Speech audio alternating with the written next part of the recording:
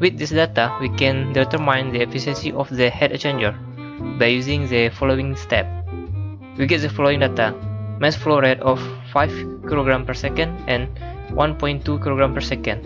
Specified heat of substance is 4200 Joule per kilogram degree Celsius, and temperature according to the data obtained.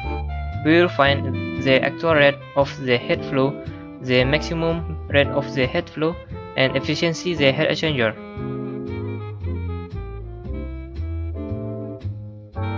With following this formula, we get Q dot actual is 326.1 kilowatt.